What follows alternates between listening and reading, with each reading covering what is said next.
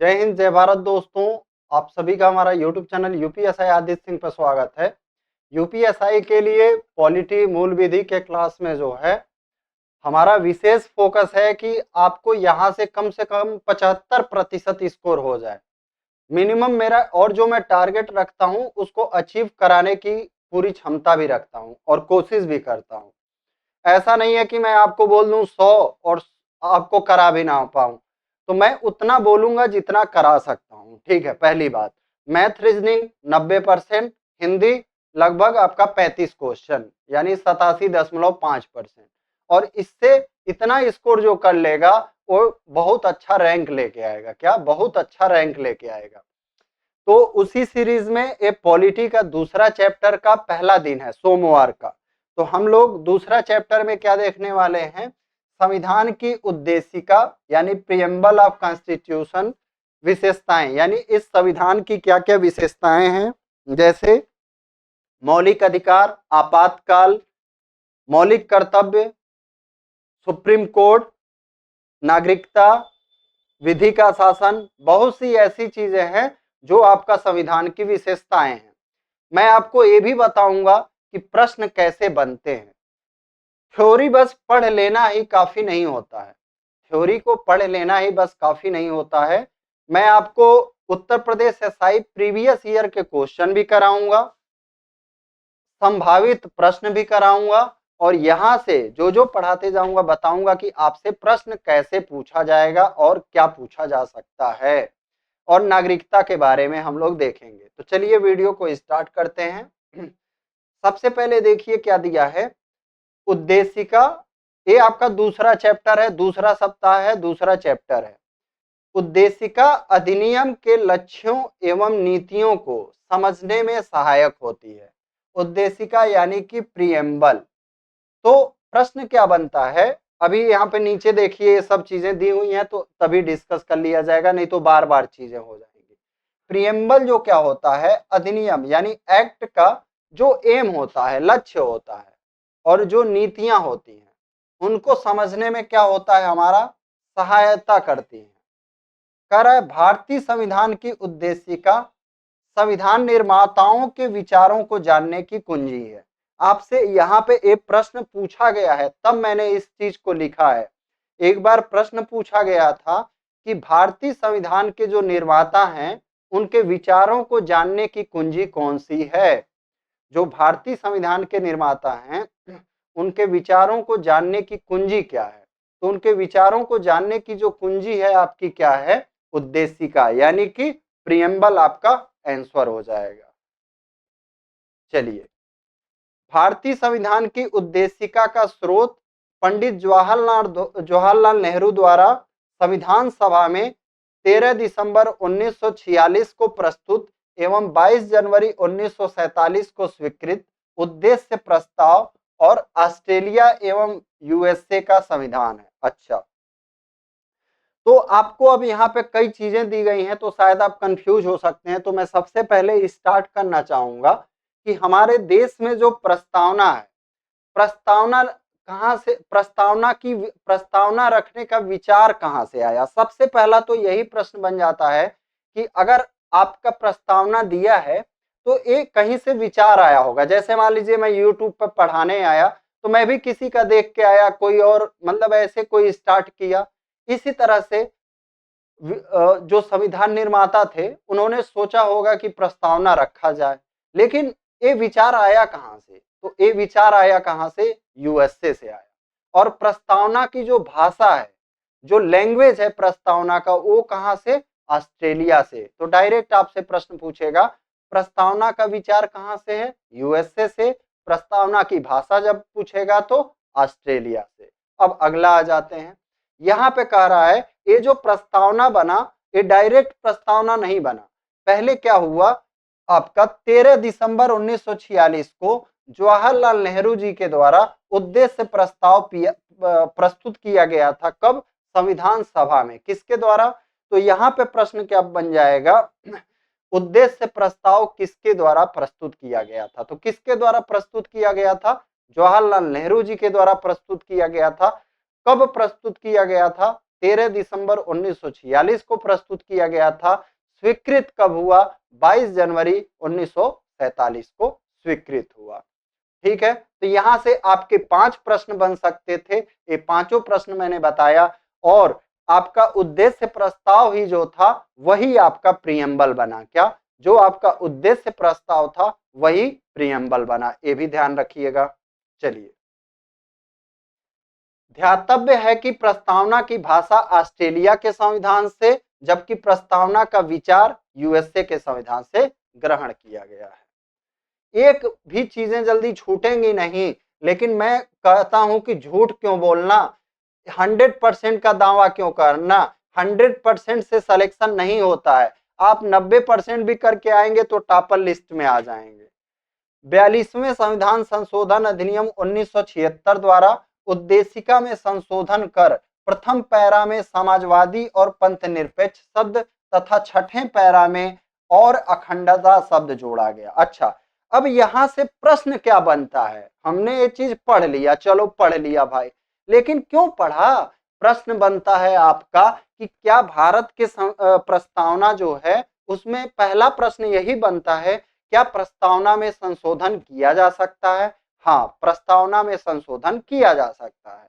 अब किया जा सकता है तो आज के पहले कभी संशोधन हुआ है क्या? हाँ, हुआ है। कब हुआ है? किस संविधान संशोधन द्वारा संशोधन हुआ है? 42वें संविधान संशोधन द्वारा 1976 द्वारा। किसमें? उद्देशिका में जो है आपका संशोधन हुआ है। तो संशोधन हुआ तो क्या जोड़ा गया? समाजवादी और पंथनिरपेक्ष और अखंडता। आपसे पूछ देगा कौन सा शब्द जोड़ा गया, किस वर्ष में हुआ, किस संविधान संशोधन द्वारा। तो संविधान संशोधन 42 ईयर 1976 और समाजवादी और पंथनिरपेक्ष और अखंडता। पंथनिरपेक्ष का अर्थ होता है कि आप धर्म के प्रति निरपेक्ष रहेंगे, यानी आपका कोई राज्य का कोई धर्म नहीं होगा। यूपी SSSC पेट के एग्जाम में पूछा गया था 2021 में एक प्रश्न, पंथ निरपेक्ष क्या होगा फर्स्ट या सेकंड शिफ्ट में। अब देखिए 1976 ईस्वी में यथा संशोधित उद्देशिका आपका इस प्रकार है। तो चलिए अब हम अपना प्रियम्बल पढ़ने वाले हैं। हम कौन? भारत के लोग। हम कौन? भारत के लोग भारत को एक संपूर्ण प्रभुत्व संपन्न, समाजवादी, पंथनिरपेक्ष, लोकतंत्रात्मक गणराज्य बनाने के लिए। तो ये आपसे पूछ देता है, यहां से यहां तक याद रखिएगा, ये सीक्वेंस पूछ देता है, सीक्वेंस। तो सबसे पहले क्या है आपका? प्रभुत्व संपन्न। देखो प्रभुत्व संपन्न होना क्यों जरूरी है? जैसे मान लीजिए आप अपने घर में हैं और आप अपनी घर की नीतियों को न चला पाए। क्या? प्रभुत्व संपन्न का मतलब होता है आप अपने घर का मालिक ना रहें, दूसरा कोई आपके घर को कंट्रोल करे, तो क्या आप क्या रहेंगे बताइए? तो सबसे पहले किस पे फोकस किया गया कि पूरी जो प्रभुत्व, मतलब पूरा जो है हम अपना मालिक है, अपना मालिक हम है खुद। जैसे नहीं बोलते हैं कि हम अपने मन के मालिक है, उसी तरह हमारा संविधान कहता है कि हम भारत के लोग, देखिए हम भारत के लोग भारत को एक संपूर्ण प्रभुत्व संपन्न, ठीक है, समाजवादी, पंथनिरपेक्ष यानी मतलब किसी धर्म का पक्ष नहीं लेंगे, लोकतंत्रात्मक, और फिर ये आपका क्या है? गणराज्य। लोकतंत्र जनता का, जनता द्वारा जनता के लिए बनाने के लिए तथा उसके समस्त नागरिकों को सामाजिक, आर्थिक, राजनीतिक न्याय। न्याय कितने प्रकार का है? आपसे डायरेक्ट प्रश्न पूछ देगा, यूपी SSSC पेट में पूछा गया था। तो न्याय आपका 3 है। कौन कौन सा न्याय है? सामाजिक न्याय है, आर्थिक न्याय है और आपका राजनीतिक न्याय है। न्याय कौन कौन सा है? सामाजिक, आर्थिक और राजनीतिक। तो न्याय कितना प्रकार का है? 3 प्रकार का है। और ये पूछ देगा किसमें दिया गया है? प्रस्तावना में दिया गया है। विचार, अभिव्यक्ति, विश्वास, धर्म और उपासना की स्वतंत्रता। स्वतंत्रता कितने प्रकार का है? 5 स्वतंत्रता है, प्रकार नहीं। स्वतंत्रता कितनी है? उद्देशिका में आपसे प्रश्न पूछ देगा प्रस्तावना में स्वतंत्रता कितनी है? तो 5 स्वतंत्रता है। इन पांचों का नाम याद होना चाहिए। आपको क्वेश्चन दे देगा निम्न में से कौन सी स्वतंत्रता संविधान की प्रस्तावना में नहीं है, नहीं है दे देगा और आप फंस जाएंगे। तो आप देखिए, विचार, अभिव्यक्ति, विश्वास, धर्म और उपासना की स्वतंत्रता, प्रतिष्ठा और अवसर की समता प्राप्त कराने के लिए। अच्छा, आपसे पूछ देगा समता कौन कौन सा है? प्रतिष्ठा और अवसर, यानी समता आपका कितना है? 2 है।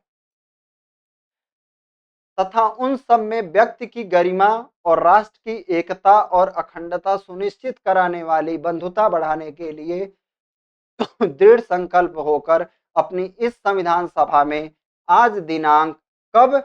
26 नवंबर 1949। कब? 26 नवंबर 1949 मिति मार्ग शीर्ष शुक्ल सप्तमी संवत 2006 विक्रमी। तो याद रखिएगा, ये संवत याद रखिएगा 2006 विक्रमी। संवत कब याद रखिएगा?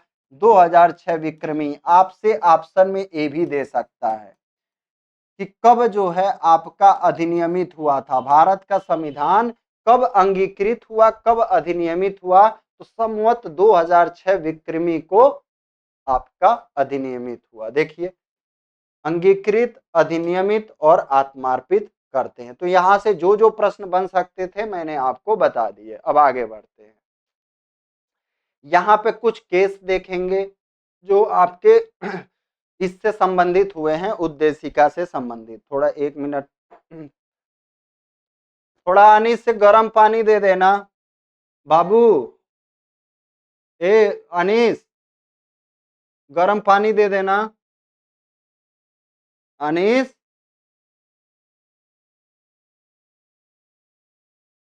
अगला हो जाएगा, देखिए यहां से बेरुबारीवाद। याद रखिएगा, आपसे डायरेक्ट यह पूछ देता है कभी कभी कि बेरुबारीवाद जो है किस वर्ष का वाद है? तो एक कब का है? 1960 का है। क्या है? 1960 का। तो बेरुबारीवाद में क्या कहा गया? उच्चतम न्यायालय ने यह धारित किया कि उद्देशिका संविधान का प्रेरणा स्रोत भले ही हो, किंतु यह संविधान का अंग नहीं है। बेरुबारीवाद में क्या कहा गया था कि जो हमारा प्रियम्बल है वह संविधान का भाग नहीं है, प्रेरणा के लिए स्रोत भले ही है। तो आपसे क्वेश्चन क्या पूछेगा कि किस वाद में यह कहा गया था कि उद्देशिका जो है हमारा संविधान का भाग नहीं है? आपसे क्वेश्चन क्या पूछा जाएगा?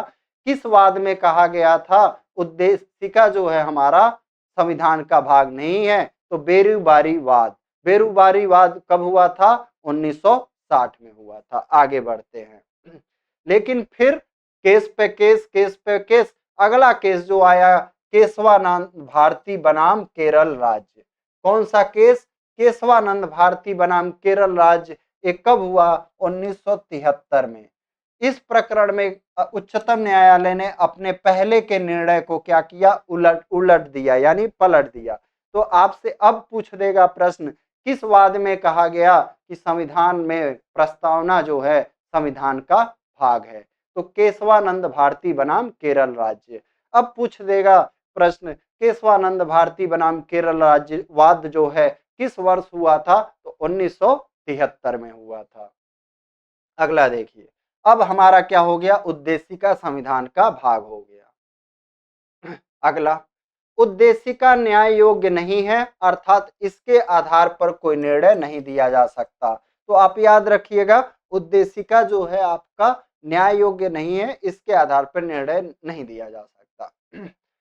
जस्टिस रामास्वामी ने पूर्व के निर्णय को खारिज करते हुए एस.आर. बोम्मई वाद 1994 कहा कि प्रस्तावना संविधान का अभिन्न अंग है। क्या?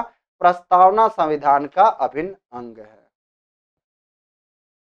अगला क्वेश्चन देखिए, तो ये वाद याद रखिएगा, कौन सा? एस.आर. बोम्मई वाद। इसको खारिज किया, किसको खारिज किया? पूर्व के जस्टिस रामास्वामी ने। किसको? जस्टिस रामास्वामी ने किया। ठीक है, तुम क्या देख रहे हो अनिस?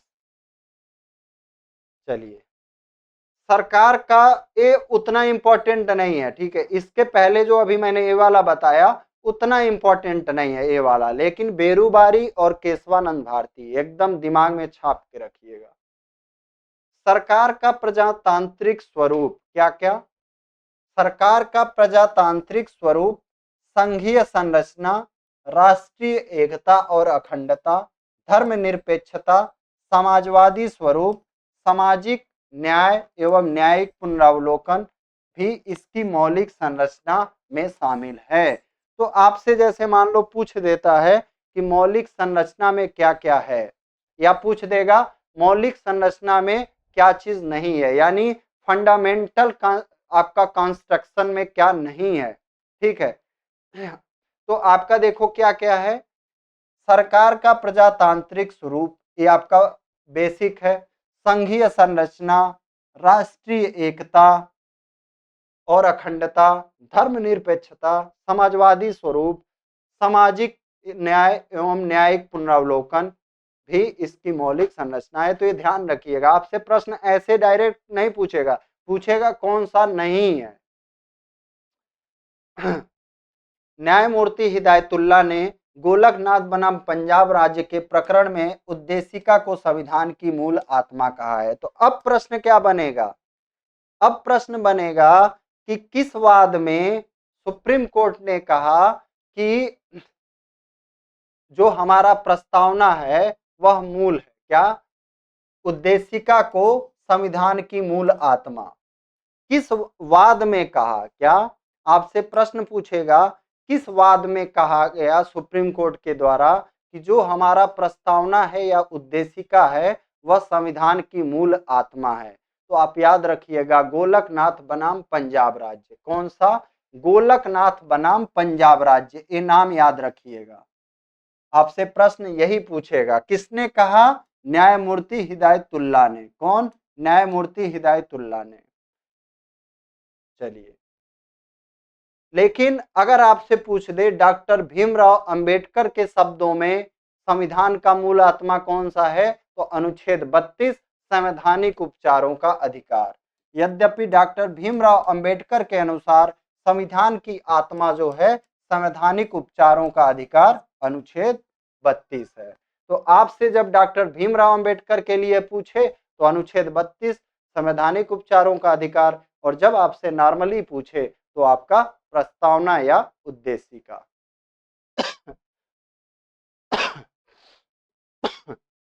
उद्देशिका का आरंभ हम भारत के लोग शब्द से हुई है। इसका तात्पर्य यह है कि संविधान का मूल स्रोत भारत की जनता है। तो आपका क्या हो जाएगा, वही समस्त शक्तियों का केंद्र बिंदु है।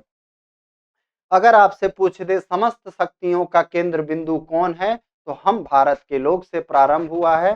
तो भारत की जो जनता है वही समस्त शक्तियों का केंद्र बिंदु है।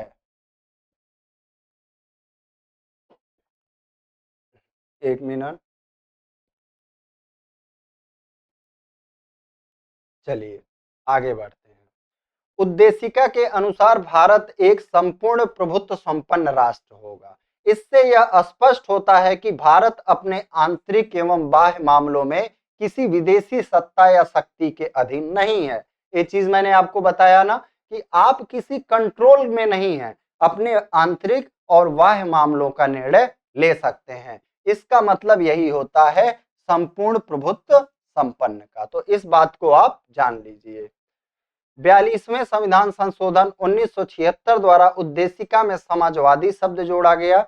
भारत का समाजवाद लोकतांत्रिक समाजवाद है जो नेहरू जी की अवधारणा पर आधारित है। एक मिनट, ये गलत हो गया। हाँ, आपसे क्या प्रश्न, यहाँ पे क्या प्रश्न पूछ देगा पता है? भारत का जो समाजवाद है वह किसकी अवधारणा पर आधारित है? सरदार पटेल की अवधारणा पे, नेहरू जी की अवधारणा पे, महात्मा गांधी जी की अवधारणा पे, सुभाष चंद्र बोस जी की अवधारणा पे। तो किसका अवधारणा हो जाएगा? नेहरू जी की अवधारणा पर आधारित है। भारत का समाजवाद लोकतांत्रिक समाजवाद है। ये सब इसकी स्पेशल क्वालिटी है। चलिए आगे बढ़ते हैं। पंथ निरपेक्ष, पंथ निरपेक्ष यानी सेकुलर। हर एक वर्ड को, हर एक चीज को मैं बहुत अच्छे से चाहूंगा कि आपको क्लास में ही समझ में आ जाए, आप कंफ्यूज ना रहें। जैसे आपका क्या है, पंथ निरपेक्ष यानी कि सेकुलर, 42वें संविधान संशोधन द्वारा जोड़ा गया। पंथ निरपेक्ष शब्द किस अमेंडमेंट द्वारा? 42 अमेंडमेंट 1976 द्वारा जोड़ा गया। राज्य से तात्पर्य ऐसे राज्य से है जो किसी धर्म विशेष को राज धर्म के रूप में मान्यता प्रदान नहीं करता है। देखिए यहाँ पे क्या दिया है, पंथ निरपेक्ष राज्य से तात्पर्य ऐसे राज्य से है कोई किसी धर्म विशेष को राज धर्म के रूप में मान्यता प्रदान नहीं करता है, बल्कि वह सभी धर्मों को तटस्थ भाव से, तटस्थ का मतलब होता है भैया हम तुम्हारे भी हैं, तुम्हारे भी हैं, तुम्हारे भी हैं, तुम्हारे भी हैं, या हम तुम्हारे भी नहीं तुम्हारे, मतलब हर कोई हमारे लिए बराबर है, समझिए। तटस्थ भाव से समान संरक्षण सभी धर्मों को प्रदान करता है। क्या? सभी धर्मों को समान संरक्षण प्रदान करता है। राज्य में धर्म एक वैयक्तिक विषय माना जाता है, मतलब व्यक्तिक मतलब एक व्यक्ति का विषय माना जाता है धर्म, ठीक है। विषय धर्म जो हो जाता है क्या हो जाता है, एक व्यक्ति का विषय हो जाता है। तो राज्य का कोई धर्म नहीं होगा। किस समय आपसे यहाँ प्रश्न क्या पूछेगा, जरूरी यही है कि आप जानिए यहाँ प्रश्न क्या पूछा जाएगा हमसे। जो पंथ निरपेक्ष शब्द है उसका अर्थ क्या है कि राज्य सभी धर्मों के प्रति तटस्थ रहेगा और सभी धर्मों को समान संरक्षण प्रदान करेगा। ये पंथ निरपेक्ष शब्द कब जोड़ा गया? 1976 में जोड़ा गया, 42 अमेंडमेंट द्वारा। अब आ जाते हैं आगे। लोकतंत्र का, डेमोक्रेसी का मतलब समझिए। लोकतंत्र से तात्पर्य है लोगों का तंत्र, अर्थात जनता का शासन। लोकतंत्र का अर्थ क्या है? लोगों का तंत्र अर्थात जनता का शासन। अब्राहम लिंकन के अनुसार लोकतंत्रात्मक शासन जनता का, जनता के लिए, जनता द्वारा स्थापित शासन होता है। किसके द्वारा? किसके अनुसार? अब्राहम लिंकन के अनुसार। आगे बढ़ते हैं। भारत में जनता अपने द्वारा निर्वाचित प्रतिनिधियों के माध्यम से शासन चलाती है। इसे अप्रत्यक्ष लोकतांत्रिक प्रणाली या प्रतिनिधित्व प्रणाली कहा जाता है। भारत में कैसा है? भारत में देखिए लोकसभा का चुनाव होता है, विधानसभा का चुनाव होता है, निर्वाचित प्रतिनिधियों के माध्यम से, डायरेक्ट जनता नहीं शासन करती है। हमारे जो है प्रतिनिधि यानी सांसद और विधायक जो होते हैं, हम उनको डायरेक्ट चुनते हैं, अब वह शासन करते हैं। तो उसे क्या कहा जाएगा? अप्रत्यक्ष, लेकिन आपका कैसा? लोकतांत्रिक प्रणाली या प्रतिनिधित्व प्रणाली भी कहा जाता है। प्रतिनिधि प्रणाली, क्या? प्रतिनिधि, वो हमारे क्या है? जनप्रतिनिधि है। जैसे आप देखते होंगे उनको क्या बोला जाता है, जो सांसद विधायक रहते हैं? जनप्रतिनिधि बोला जाता है, ठीक है। तो आप कौन सा शब्द याद रखेंगे यहाँ पे? अप्रत्यक्ष और आपका लोकतांत्रिक। चलिए, गणराज्य। गणराज्य शब्द का मतलब समझिए। भारत एक गणराज्य है। भारत क्या है? गणराज्य है। इससे तात्पर्य है कि भारत का जो राष्ट्र का अध्यक्ष होगा निर्वाचित होगा, न कि वंशानुगत। तो राष्ट्र का अध्यक्ष अपने यहाँ कौन है? राष्ट्रपति है। कौन है? राष्ट्रपति। तो आपको पता है वंशानुगत नहीं होते हैं, इनका भी क्या होता है? चुनाव होता है। क्या होता है? चुनाव होता है। संविधान की प्रस्तावना द्वारा अपने नागरिकों को अधोलिखित न्याय, स्वतंत्रता तथा समानता सुनिश्चित कराने का संकल्प व्यक्त किया गया है। आपने देखा संविधान का जब हम लोग क्या पढ़ रहे थे, प्रस्तावना पढ़ रहे थे, तो वहां पे आपका 3 तरह का न्याय की बात किया गया था, स्वतंत्रता की बात की गई थी, समानता की बात की गई थी। तो किसमें किया गया था? प्रस्तावना में किया गया था। न्याय सामाजिक, आर्थिक एवं राजनीतिक। देखिए हर चीज को मैंने बढ़िया से आपको लाया है, ठीक है, ताकि आप बढ़िया से पढ़ें, समझ में आए और ज्यादा आपको ना पढ़ना पड़े। जब आप 60 में बहुत पढ़ेंगे चीजों को समझना पड़ेगा, लेकिन बढ़िया से पढ़ लेंगे याद रहेगा। न्याय 3 प्रकार के यथा न्याय, सामाजिक, आर्थिक, राजनीतिक। आपसे पूछ देगा 3 न्याय कौन कौन से है या निम्न में से कौन सा न्याय नहीं है, आप फंस जाएंगे। तो सामाजिक, आर्थिक और राजनीतिक है। इन तत्वों को 1917 की रूसी क्रांति से लिया गया है। कहां से लिया गया है? ये जो सामाजिक, आर्थिक एवं राजनीतिक न्याय है, कहां से लिया गया है? रूसी क्रांति से लिया गया है। फिर आ जाते हैं हम लोग स्वतंत्रता पे। स्वतंत्रता, हाँ स्वतंत्रता पे। स्वतंत्रता कितने प्रकार की है? 5 प्रकार की। विचार, अभिव्यक्ति, विश्वास, धर्म और उपासना। इसको कई बार पढ़ो, विचार, अभिव्यक्ति, विश्वास, धर्म और उपासना। विचार, अभिव्यक्ति, विश्वास, धर्म और उपासना। विचार, अभिव्यक्ति, विश्वास, धर्म और उपासना, याद हो जाएगा। समानता, समानता दो प्रकार की है, प्रतिष्ठा एवं अवसर। अवसर की समता किसमें है? अनुच्छेद 16 में है, आप सभी को पता ही है। उद्देशिका के अंतिम भाग में संविधान को अंगीकृत करने तथा अधिनियमित करने की तिथि का वर्णन किया गया है। मिति मार्ग शीर्ष शुक्ल सप्तमी 2006 विक्रमी। क्या? मिति मार्ग शीर्ष शुक्ल सप्तमी 2006 विक्रमी यानी 26 नवंबर 1949 को अंगीकृत अधिनियमित किया जाता है। तुम क्यों आ रहे हो भाई? जिसके अनुसार संविधान सभा ने संविधान को 26 नवंबर 1949 को अंगीकृत तथा अधिनियमित करके राष्ट्र को समर्पित किया। आपसे क्वेश्चन क्या पूछा जा सकता है कि विधि दिवस कब मनाया जाता है? तो विधि दिवस आपका 26 नवंबर को मनाया जाता है। कब मनाया जाता है? 26 नवंबर को। अगला देखिए, भारतीय संविधान की प्रस्तावना में जिन उद्देश्यों एवं आदर्शों को अंतर्विष्ट किया गया है, मतलब डाला गया है, उनकी व्याख्या मूल अधिकारों, राज्य के नीति निर्देशक तत्वों यानी डीपीएसपी, मौलिक कर्तव्यों, फंडामेंटल ड्यूटीज के अध्यायों में की गई है। यानी जो उद्देशिका में आपका डाला गया है ये सब चीज, प्रस्तावना में उद्देश्य और आदर्श को उनको फिर व्याख्या भी किया गया है मूल अधिकार, डीपीएसपी और फंडामेंटल ड्यूटीज में। तो अब आ जाते हैं हम लोग भारतीय संविधान की विशेषताओं पे। Features of Indian constitution. विशाल एवं विस्तृत संविधान। क्या है? सबसे पहले ये विश्व का सबसे विस्तृत और विशाल संविधान है। क्या? जो भारत का संविधान है विश्व का सबसे विशाल और विस्तृत संविधान है। तो देखिए, भारत का संविधान विश्व का सबसे विस्तृत संविधान है। सबसे पहला प्रश्न यही पूछा जा सकता है कि विश्व का सबसे विस्तृत संविधान कौन सा है? तो भारत का है। अगला, जब भारत का संविधान बन के तैयार हुआ था तो उसमें कितने अनुच्छेद थे? 395 अनुच्छेद थे। कितनी अनुसूचियां थी? 8 अनुसूचियां थी। कितने भाग थे? 22 भाग थे जब बन के तैयार हुआ था। वर्तमान में अनुसूचियों की संख्या कितनी है? वर्तमान में जो है आपसे प्रश्न पूछा जाएगा, अनुसूचियों की संख्या कितनी है? 12 है। 9वीं अनुसूची, प्रथम संविधान संशोधन 1951 द्वारा। तो आपसे भी पूछा जा सकता है ये जो 4 अनुसूचियां जोड़ी गई किस किस संविधान संशोधन द्वारा जोड़ी गई? तो जो 9वीं अनुसूची है आपका प्रथम संविधान संशोधन द्वारा, 10वीं अनुसूची आपका 52वें संविधान संशोधन 1985 में, 11वीं अनुसूची कब जोड़ा गया? 73वें संविधान संशोधन 1992 द्वारा, 12वीं अनुसूची 74 अमेंडमेंट 1992। तो आप इनको कैसे लिख लीजिएगा? देखिए, 9वीं अनुसूची आपका 9th, ठीक है, फिर आपका लिखिएगा फर्स्ट अमेंडमेंट कब हुआ था? 1951 में। इस तरह से एक क्रम बना लीजिएगा। फिर आपका कौन सा? 10वां, 11वां, 12वां, ये तो आपका लगातार रहेगा। इसको याद रखिएगा, पहला संविधान संशोधन, फिर आपका 52वां, फिर 73वां, फिर आपका 74वां।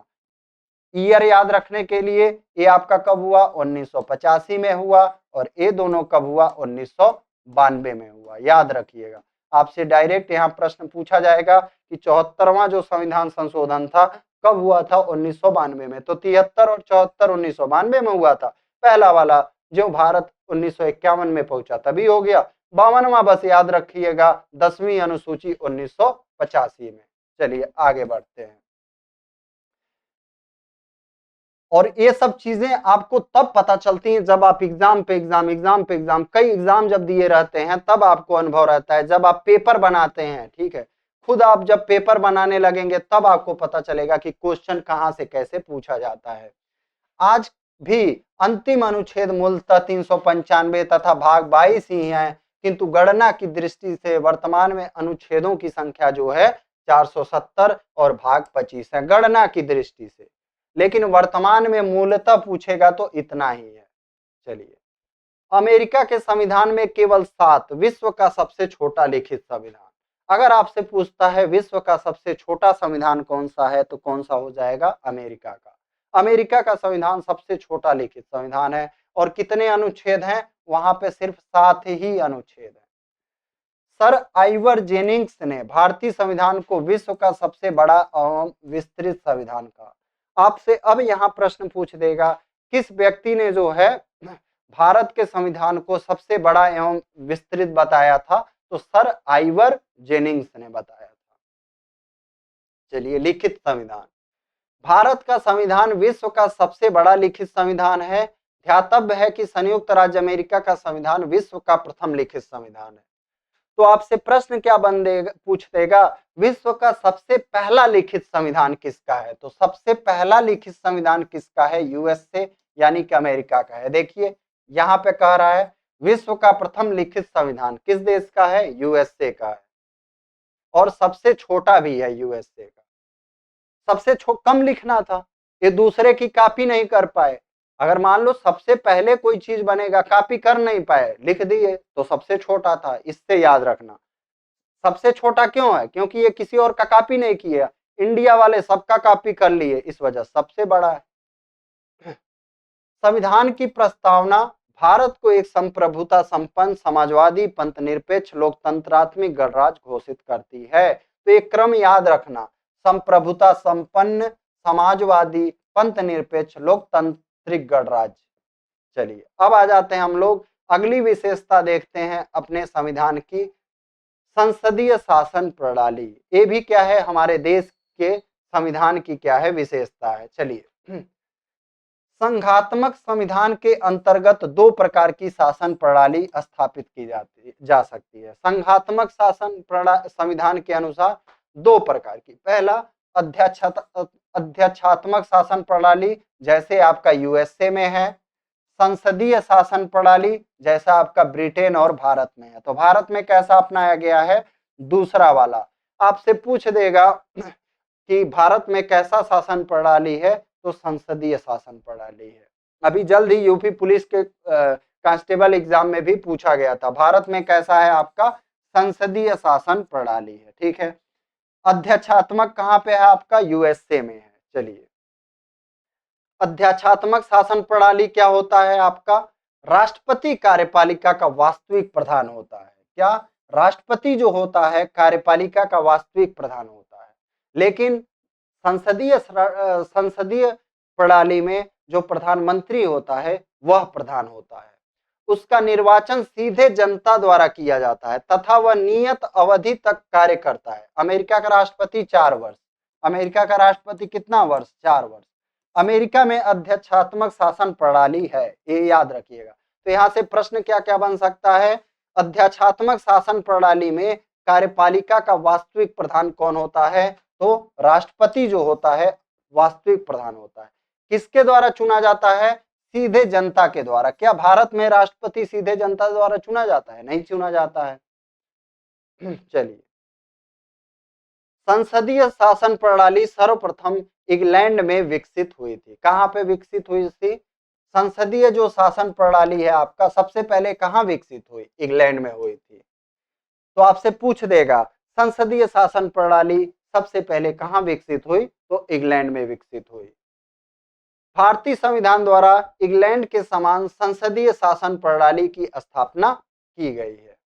आगे देखते हैं, भारत का राष्ट्रपति इंग्लैंड के सम्राट के समान कार्यपालिका का नाम मात्र का प्रधान होता है। तो देखिए, आपने अध्यक्षात्मक वाले में देखा जो राष्ट्रपति होता था फुल पावर में होता था, लेकिन यहाँ पे क्या कह रहा है? जो भारत का राष्ट्रपति है इंग्लैंड के सम्राट के तरह, कहाँ के तरह? इंग्लैंड के सम्राट के समान कार्यपालिका का नाम मात्र का प्रधान होता है। प्रधान तो होता है लेकिन नाम मात्र का होता है। चलिए, वास्तविक कार्यपालिका शक्ति जनता द्वारा निर्वाचित प्रतिनिधियों से गठित मंत्री परिषद में निहित होती है। जो वास्तविक कार्यपालिका की शक्ति होती है जनता द्वारा निर्वाचित प्रतिनिधियों से गठित किसमें? मंत्री परिषद में होती है। किस अनुच्छेद में मंत्री परिषद के बारे में बताया गया है?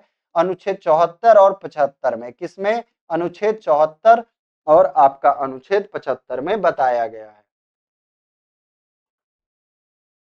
राष्ट्रपति अपनी कार्यपालिका शक्ति का प्रयोग मंत्री परिषद की सलाह से करता है। तो जो राष्ट्रपति होता है ऐसे शासन में अपने कार्यपालिका की जो शक्तियां उसको मिली हैं मंत्री परिषद की सलाह से करता है। यह किस अनुच्छेद में दिया है आपका? किस अनुच्छेद में? 74 में दिया है। और इसका प्रमुख कौन होता है? प्रधानमंत्री होता है। चलिए, अनुच्छेद 75(3) के अनुसार मंत्री परिषद सामूहिक रूप से लोकसभा के प्रति उत्तरदायी होता है और व्यक्तिगत रूप से किसके प्रति उत्तरदायी होता है? राष्ट्रपति के प्रति। याद रखिएगा। आपसे प्रश्न क्या पूछेगा? यहाँ पे 3 प्रश्न बनते हैं, 3 प्रश्न। अब सोचेंगे आप कौन कौन? तो मंत्री परिषद सामूहिक रूप से किसके प्रति उत्तरदायी होता है? तो सामूहिक रूप से लोकसभा के प्रति। व्यक्तिगत रूप से किसके प्रति उत्तरदायी होता है? राष्ट्रपति के प्रति उत्तरदायी होता है। किस अनुच्छेद में कहा गया है? अनुच्छेद 75 का 3 में कहा गया है। किसमें? 75 का 3 में। चलिए, अब आ जाते हैं हम लोग और एक विशेषता देखते हैं अपने संविधान की, मूल अधिकार। अभी हम लोग, ऐसा नहीं है कि टॉपिक पूरा खत्म हो जा रहा है, अभी हम लोग संविधान की विशेषता देख रहे हैं, तो हल्का हल्का ओवरव्यू कर रहे हैं कि ये हमारे संविधान की विशेषता है। मूल अधिकार भी हमें प्राप्त हुए हैं। भारतीय संविधान का भाग 3। तो प्रश्न क्या बन जाएगा? हमारे संविधान के किस भाग में मौलिक अधिकार है? भाग 3 में है। अपने नागरिकों के लिए 6 मूल अधिकारों की घोषणा करता है। यह अमेरिकी संविधान से लिया गया है। तो 3 प्रश्न यहाँ पे बनते हैं। मूल अधिकार वर्तमान में कितने हैं? 6 हैं। किस देश के संविधान से लिया गया है? अमेरिका के संविधान से लिया गया है। किस भाग में है? भाग 3 में है। और ध्यान दीजिएगा, अपने नागरिकों के लिए। लेकिन कुछ मौलिक अधिकार दूसरे देश के भी नागरिकों को है। चलिए, राज्य द्वारा मूल अधिकारों के प्रतिकूल बनाई गई विधि न्यायालय द्वारा असंवैधानिक घोषित की जा सकती है। इस प्रकार न्यायालय मूल अधिकारों को संरक्षण प्रदान करता है। तो यहाँ पे प्रश्न बनेगा कि मूल अधिकारों का संरक्षण किसके द्वारा किया जाता है? तो न्यायालय द्वारा। आपको अनुच्छेद पता होना चाहिए, 32 और अनुच्छेद 226 और अनुच्छेद 13। संविधान द्वारा नागरिकों को 7 मूल अधिकार प्रदान किए गए थे। जब संविधान बन के तैयार हुआ था तो 7 मूल अधिकार प्रदान किए गए थे। एक था अनुच्छेद 31 और 19 का आपका एफ। 19 का कौन सा? एफ, जिसमें संपत्ति के अधिकार के बारे में बात की गई थी। तो संपत्ति को अधिकार जो था, 44 अमेंडमेंट 1978, कौन सा? 44वां संविधान संशोधन 1978 द्वारा इसको भाग 3 से हटा दिया गया और 300 का ए में डाल दिया गया। और अब कौन सा अधिकार हो गया? विधिक अधिकार हो गया। तो आपसे प्रश्न क्या क्या यहाँ पूछा जा सकता है कि जब हमारा मूल अधिकार बन के तैयार, मतलब संविधान बन के तैयार हुआ था, तब कितने अधिकार थे? तब कितने अधिकार थे आपके? 7 मूल अधिकार थे। वर्तमान में कितने हैं? 6। किस संविधान संशोधन द्वारा संपत्ति के मूल अधिकार को हटाया गया? तो 44 अमेंडमेंट के द्वारा हटाया गया। अब भाग 3 से इसको किस अनुच्छेद में डाल दिया गया? 300 का 1 में डाल दिया, ए में डाल दिया। अब जो हमारा संपत्ति का अधिकार है, कैसा अधिकार है? विधिक अधिकार है। ये इतने प्रश्न यहां से बन जाएंगे। चलिए, अब हम अपनी खासियत देखते हैं संविधान की। राज्य के नीति निदेशक तत्व। क्या? राज्य के नीति निदेशक तत्व। संविधान का भाग 4 अनुच्छेद 36 से 51 राज्यों के नीति निर्धारण में मार्गदर्शक। तो पहला ही प्रश्न बन जाएगा, किस भाग में है? भाग 4 में है डीपीएसपी। और किस अनुच्छेद से किस अनुच्छेद तक? 36 से 51 तक।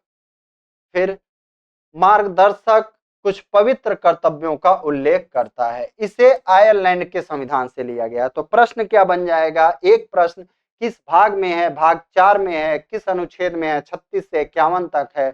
और डीपीएसपी किस देश के संविधान से लिया गया है? तो आयरलैंड के संविधान से लिया गया है, यानी आयरिश संविधान से। किस संविधान से? आयरिश। कभी कभी ये भी लिख के दे देगा, किस संविधान से लिया गया है? तो आयरिश संविधान से लिया गया है। चलिए, इसे न्यायालय द्वारा लागू नहीं किया जा सकता, परंतु 42वें संविधान संशोधन 1976 द्वारा राज्य के नीति निदेशक तत्वों को मूल अधिकारों पर प्राथमिकता प्रदान किया गया है। ये चीज ध्यान रखिएगा। आपसे प्रश्न क्या पूछेगा? बच्चे तो ये पढ़ के चले जाते हैं, लेकिन ये नहीं समझ पाते कि प्रश्न क्या पूछेगा। प्रश्न पूछेगा किस संविधान संशोधन के द्वारा राज्य के नीति निर्देशक तत्वों को मौलिक अधिकारों पर प्राथमिकता प्रदान की गई है? प्रश्न क्या बनेगा? किस संविधान संशोधन के द्वारा राज्य के नीति निर्देशक तत्वों को मौलिक अधिकारों पर प्राथमिकता प्रदान की गई है? हमारा कौन सा संविधान संशोधन है? 42वां संविधान संशोधन 1976 द्वारा राज्य के नीति निर्देशक तत्वों को मूल अधिकारों पर प्राथमिकता प्रदान की गई है।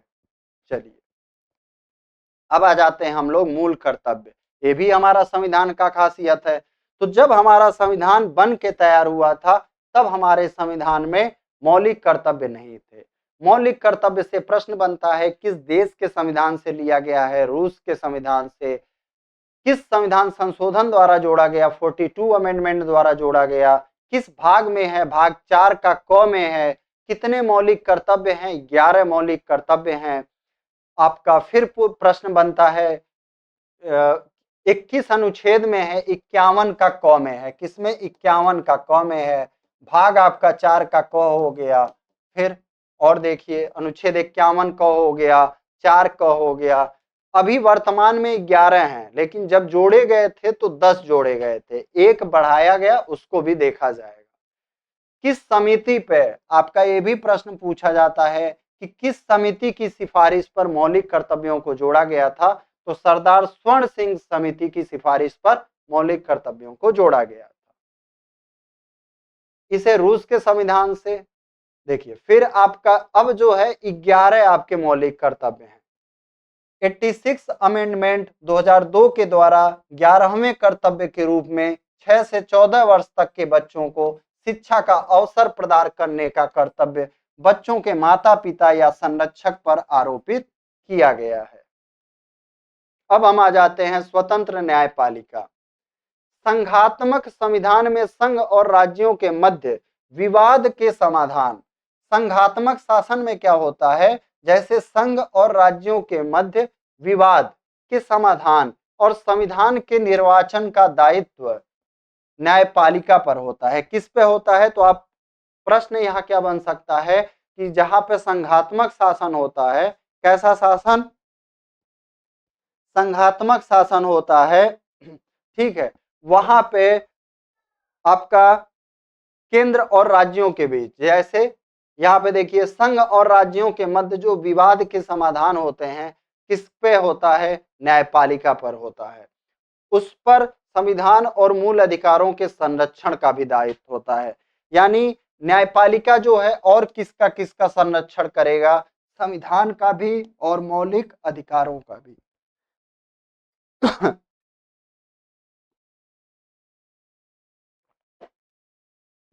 किसका किसका? न्यायपालिका जो है संविधान का भी संरक्षण करेगा, मौलिक अधिकारों का भी संरक्षण करेगा। चलिए, इसके लिए न्यायपालिका का स्वतंत्र एवं निष्पक्ष होना अत्यंत आवश्यक है। अगर मान लीजिए न्यायपालिका स्वतंत्र एवं निष्पक्ष नहीं होगा तो कैसे मौलिक अधिकारों का संरक्षण कैसे करेगा? संविधान का संरक्षण कैसे करेगा? तो इस वजह से इसको स्वतंत्र एवं निष्पक्ष बनाया गया है। भारतीय संविधान द्वारा एक एकीकृत एवं स्वतंत्र न्यायपालिका की स्थापना उसकी एक महती विशेषता है। तो आपका स्वतंत्र न्यायपालिका भी जो है हमारे संविधान का क्या है? विशेषता है। एकीकृत न्यायपालिका के शीर्ष पर सर्वोच्च न्यायालय, यानी जो हमारा एकीकृत न्यायपालिका है उसके शीर्ष पर कौन है? सर्वोच्च न्यायालय है।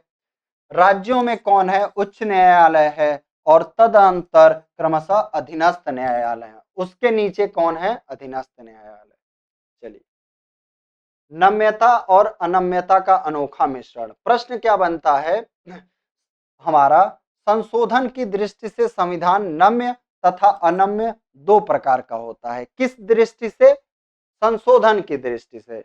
जिस संविधान में आपका संशोधन आसानी से किया जा सकता है उसे नम्य कहा जाता है, और जिस संविधान में संशोधन आसानी से नहीं किया जा सकता है उसे अनम्य नहीं कहा जा सकता है। अब बात समझिए, जैसे मान लीजिए मेरे पास ये रबड़ का एक वो है, अगर मैं उसको जैसे कोई ऐसा चीज मैं लेता हूं, ठीक है, जैसे एक चीज मैं दिखाता हूं आपको, ठीक है, जैसे मान लीजिए ये आपका तार है, इसको मैंने आसानी से क्या किया, ऐसे फोल्ड कर दिया, तो ये क्या हो गया, फ्लेक्सिबल हो गया, यानी नम्य हो गया। यानी एक ऐसा संविधान जो आसानी से क्या किया जा सके, संशोधित किया जा सके। अब एक ऐसा संविधान जैसे पेन है, नहीं मुड़ रहा है, यानी कि आसानी से संशोधित नहीं किया जा सकता। लेकिन भारत का जो संविधान है, कुछ उसके अनुच्छेद ऐसे हैं जो आसानी से संशोधित हो जाते हैं और कुछ जो है आसानी से संशोधित नहीं होते हैं। इस वजह से इसको नम्यता और अनम्यता यानी दोनों का मिश्रण कहा गया है। चलिए,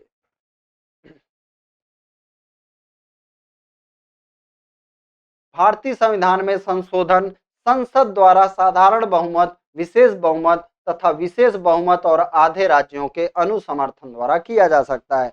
जब हम लोग संविधान संशोधन देखेंगे अनुच्छेद 368, तो इसको एकदम सब चीजों को बढ़िया से देखेंगे। अभी हम एक ओवरव्यू ले रहे हैं, अपने संविधान की विशेषताएं क्या क्या हैं उसका ओवरव्यू ले रहे हैं। इस प्रकार कुछ उपबंध तो आसानी से, किंतु कुछ उपबंध कठिनाई से संशोधित किए जाते हैं। इसी के कारण इसे नम्यता एवं अनम्यता का अनोखा मिश्रण कहा जाता है। किस कारण से, कुछ उपबंध तो आसानी से, कुछ उपबंध कठिनाई से। अब मान लीजिए मैं एक आपको लाइन दे देता कि हमारा संविधान नम्यता और अनम्यता का मिश्रण है, तब आप बताइए क्या आप समझ पाते जल्दी कि क्या होता है नम्यता, क्या होता है अनम्यता। लेकिन यहाँ पे मैंने आपको एग्जाम्पल से सभी चीजों से बता दिया, तो अब आपको ये चीजें जब भी एग्जाम में ऐसा क्वेश्चन मिलेगा आपके दिमाग में तुरंत क्लिक कर जाएगा, सर ने बताया था नम्यता और अनम्यता क्या चीज होता है। भारतीय संविधान के अनुच्छेद 1 के अनुसार भारत अर्थात इंडिया राज्यों का संघ होगा। आपसे प्रश्न क्या पूछा जाता है, भारत कैसा है, तो कैसा है, राज्यों का एक संघ होगा। परंतु प्रोफेसर केसी हियर के अनुसार भारतीय संविधान एक अर्ध संघीय संविधान है। तो आपसे क्वेश्चन क्या पूछेगा, किस मतलब किस व्यक्ति के अनुसार भारत का संविधान अर्धसंघीय संविधान है, तो प्रोफेसर केसी हियर के अनुसार। भारतीय संविधान में संघात्मक संविधान के सभी प्रमुख लक्षण, अब देखिए संघात्मक के क्या क्या लक्षण होते हैं आपसे पूछ देगा, ठीक है। संघात्मक जो है संविधान के क्या क्या लक्षण हो सकते हैं, तो इसको आप जरूर ध्यान दीजिएगा। शक्तियों का विभाजन होता है, क्या होता है, शक्तियों का विभाजन होता है। लिखित संविधान आपसे पूछ देगा, लिखित संविधान जो है किसका वो है, एग्जाम्पल है, विशेषता है, तो संघात्मक संविधान का। संविधान की सर्वोच्चता, अपरिवर्तनशीलता तथा स्वतंत्र न्यायपालिका, ये सब किसका खासियत है, संघात्मक संविधान का खासियत है, प्रमुख आपके लक्षण क्वालिटी। किंतु उसमें एकात्मक संविधान की प्रवृत्ति तथा इसमें कुछ एकात्मक संविधान का भी लक्षण है, क्या क्या, एकल नागरिकता, क्या, एकल नागरिकता, राज्यपाल की नियुक्ति राष्ट्रपति द्वारा, ये सब किसका है, एकात्मक संविधान का। संघात्मक के एग्जाम्पल वो सब थे, एकात्मक आपसे पूछेगा एक निम्न में से कौन सा एकात्मक संविधान का लक्षण नहीं है, 4 ऑप्शन दे देंगे, एक ऑप्शन उधर से इधर कर देगा, बस आपका क्वेश्चन गलत हो जाएगा। तो इसको डीपली समझ लीजिए। एकहरी नागरिकता एकात्मक, राज्यपाल की नियुक्ति राष्ट्रपति द्वारा एकात्मक, आपातकालीन उपबंध एकात्मक, नए राज्यों के निर्माण की संसद की शक्ति, अखिल भारतीय सेवाएं, राज्यसभा में असमान प्रतिनिधित्व और राज्य सूची पर केंद्र की विधि बनाने की शक्ति आदि भी पाई जाती है। तो ये सब चीजें याद रखिएगा कि एकात्मक संविधान का क्या क्या लक्षण है, जिसके आधार पर जेनिंग्स जैसे कुछ विद्वानों ने भारतीय संविधान को केंद्राभिमुख संविधान कहा है। अब हम आ जाते हैं, भारत का संविधान का एक और विशेषता है एकल नागरिकता। एकल नागरिकता जैसे आपका यूएसए हो गया, अमेरिका हो गया, वहां पे दोहरी नागरिकता है, यानी राज्यों की अलग नागरिकता। अगर मान लो दोहरी नागरिकता अपने यहाँ होता तो यूपी की अलग नागरिकता होती और अपने देश की अलग नागरिकता, यानी दोनों जगह की नागरिकता होती। कितना मिनट का हो गया, 49 मिनट का, तो और 11 मिनट तक इसको बनाएंगे, रोज एक एक घंटे बनाएंगे, 4 दिन में खत्म हो जाएगा। संघात्मक संविधान द्वारा सामान्यतः दोहरी नागरिकता प्रथम संघ की तथा द्वितीय राज्य की का प्रावधान किया जाता है। जैसे अमेरिका में, अमेरिका में आपसे पूछेगा कैसा है, तो दोहरी नागरिकता। किंतु भारतीय संविधान द्वारा भारत की एकता और अखंडता सुनिश्चित करने के उद्देश्य से उसकी संघीय संरचना के बावजूद एकल नागरिकता का प्रावधान किया गया है।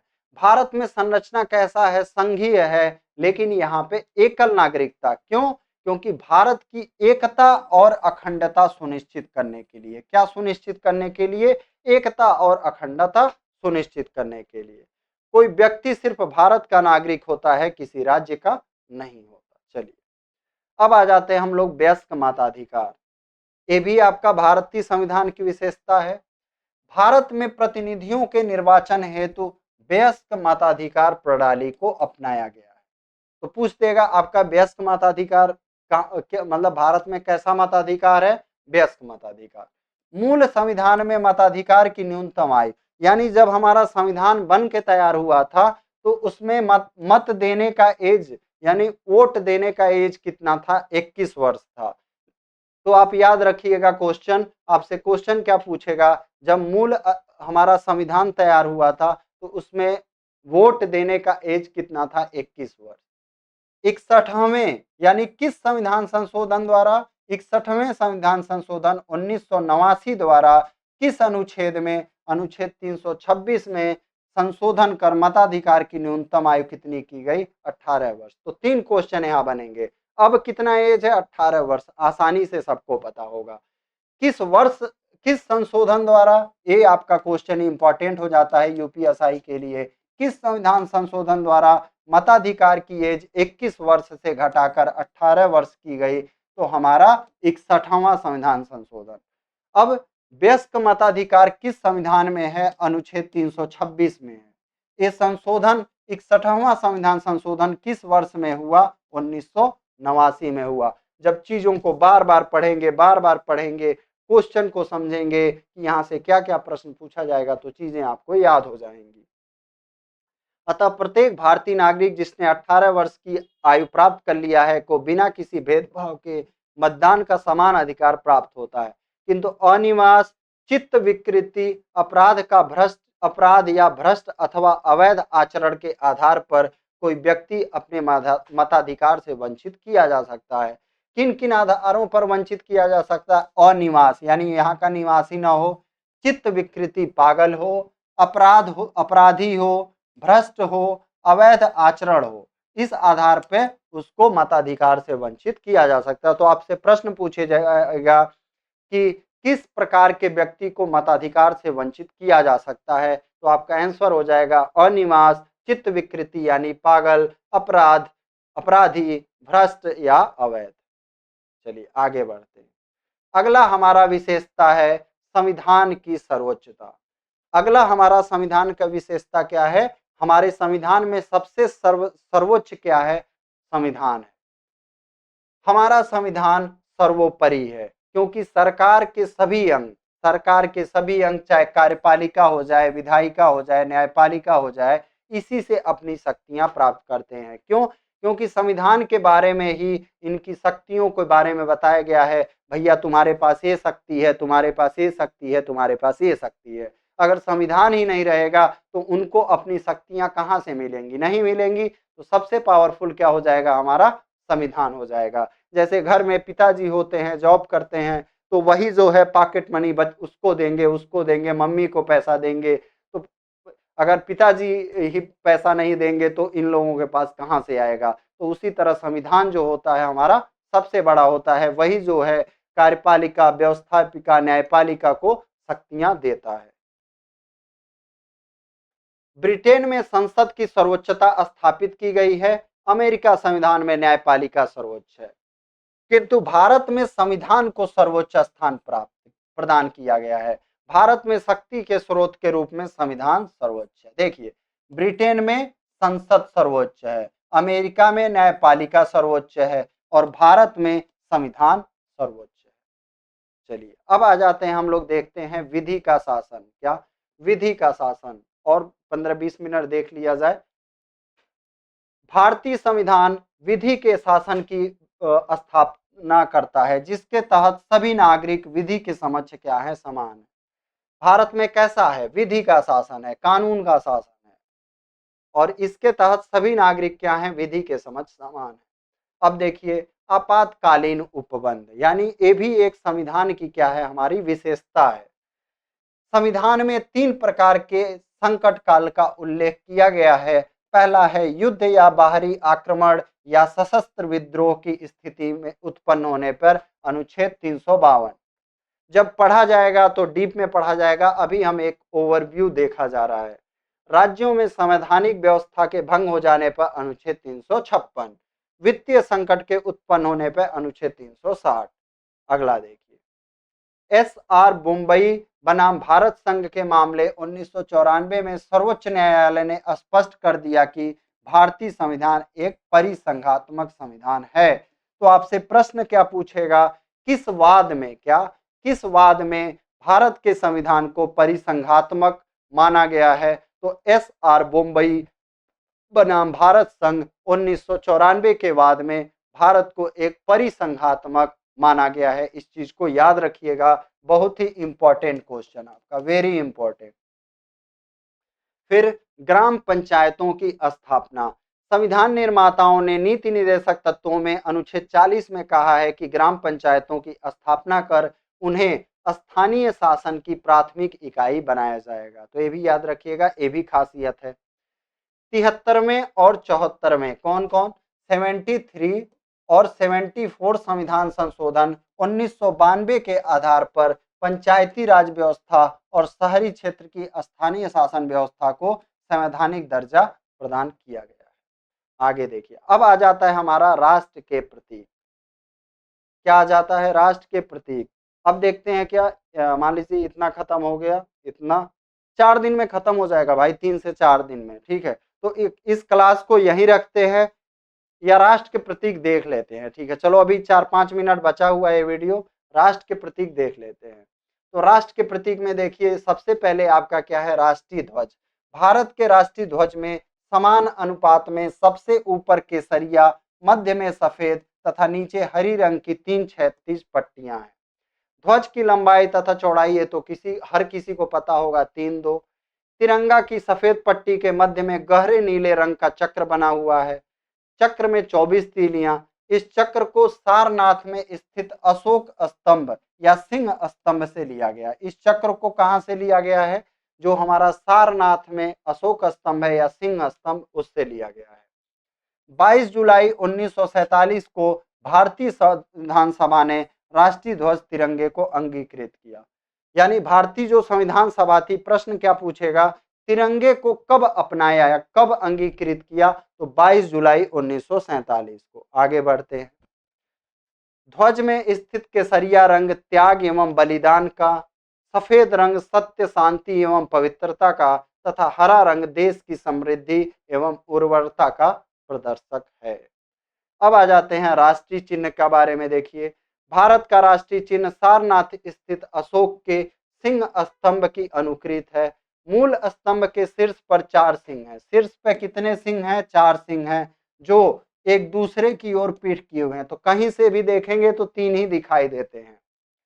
फलक के नीचे मुंडकोपनिषद का सूत्र वाक्य सत्य में ज्योति देवनागरी लिपि में अंकित है। किस लिपि में? आपसे पूछ देगा किस मुंडकोपनिषद का सत्यमेव जयते, आपसे पूछ देगा सत्यमेव जयते किस उपनिषद का है? तो मुंडको उपनिषद का है। फिर किस लिपि में? देवनागरी लिपि में। भारत सरकार ने इसे कब लिया? 26 जनवरी 1950 को। आप याद रखिएगा, राष्ट्रीय चिन्ह कब लिया था? क्वेश्चन पूछ देगा राष्ट्रीय चिन्ह कब लिया गया? तो 26 जनवरी 1950। आपका आंसर क्या हो जाएगा? 26 जनवरी 1950। अब आ जाते हैं हम लोग राष्ट्रगान पे। रविन्द्रनाथ ठाकुर द्वारा मूल रूप से बांग्ला भाषा में रचित और संगीतबद्ध जनगण मन के हिंदी संस्करण को संविधान सभा ने भारत के राष्ट्रगान के रूप में 24 जनवरी 1950 को अपनाया। तो सबसे पहला प्रश्न पूछेगा कि किसके द्वारा, किस भाषा में? बांग्ला भाषा में रविन्द्रनाथ ठाकुर द्वारा, ठीक है। फिर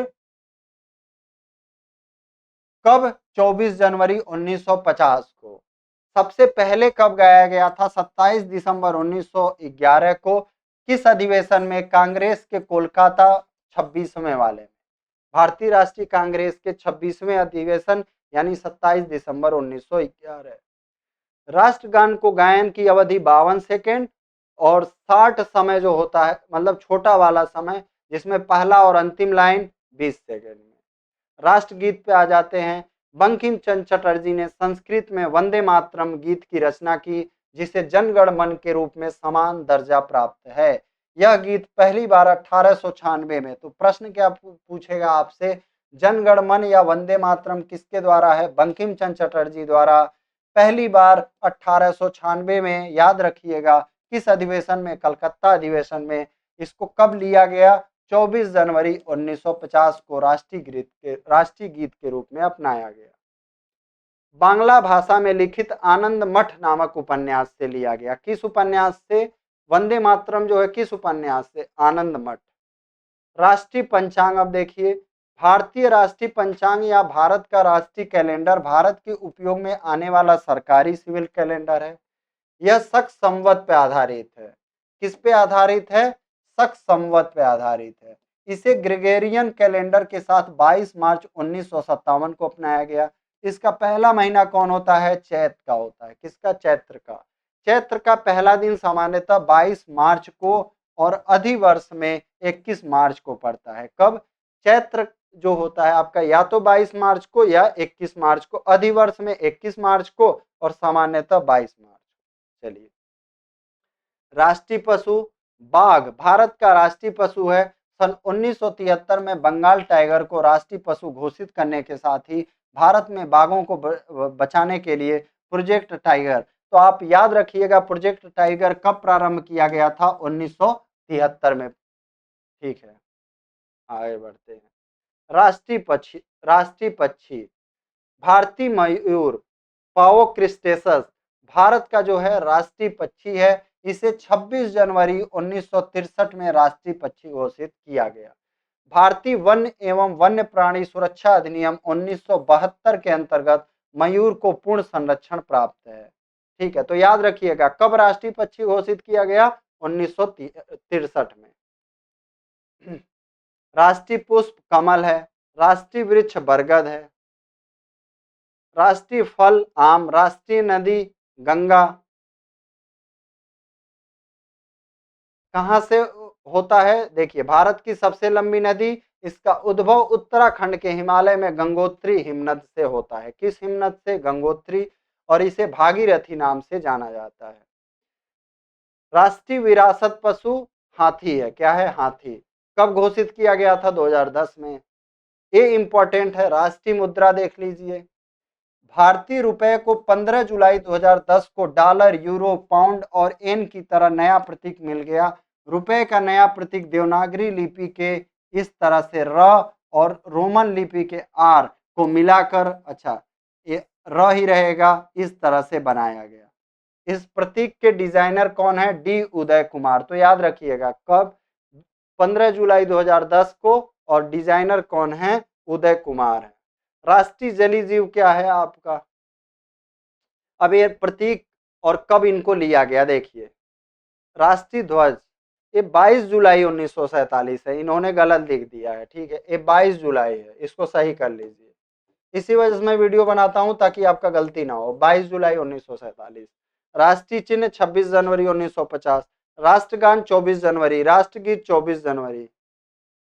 फिर राष्ट्रीय पंचांग 22 मार्च 1957। राष्ट्रीय पक्षी 26 जनवरी 1963। राष्ट्रीय मुद्रा 15 जुलाई 2010। राष्ट्रीय जलीय जीव 18 मई 2010। अब हम लोग कल से यहाँ से स्टार्ट करेंगे डीप में पढ़ना संघ और उसके राज्य क्षेत्र के बारे में। तो आपसे रिक्वेस्ट रहेगा वीडियो को लाइक और शेयर जरूर करिएगा। जय हिंद, जय भारत।